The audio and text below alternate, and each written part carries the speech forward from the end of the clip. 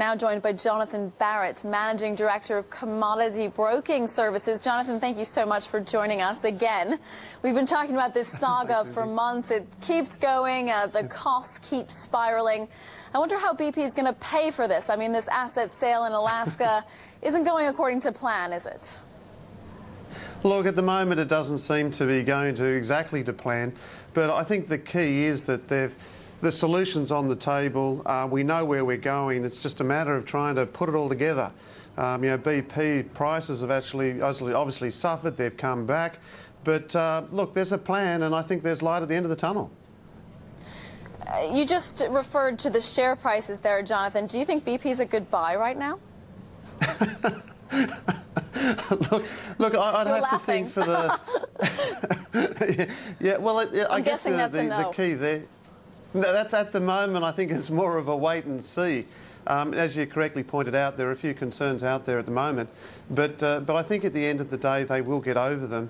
And I think that if you look at how BP's been managed over the course of the last 5 years, you can see that it's certainly a well-managed company.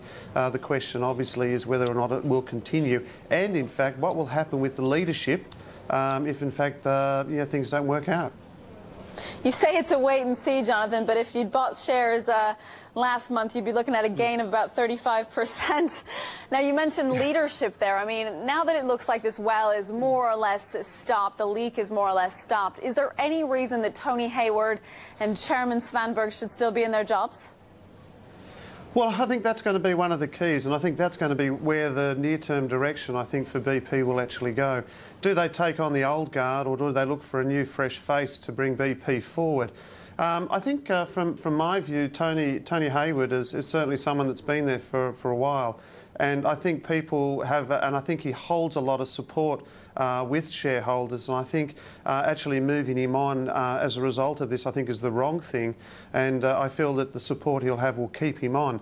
I have heard that obviously getting fresh face in there would present a new challenge, but also present a new company, and I think as time progresses, let's see what happens, but at the moment I think the top job is still his, and perhaps the shareholders will see the same and keep him on. Well, he may hang on to it for the foreseeable future, John, but a lot could change because at the moment you have the costs at about $3.5 billion, BP says. We know it's got this $20 billion it has to raise for an escrow fund.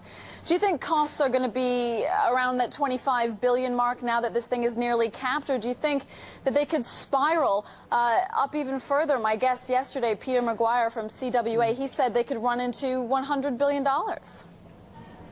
Oh, look, I sort of feel that once you can see that you've solved the problem, and if in fact the problem has been solved, then you can see that you can start to have a bit of a cap on the actual costings.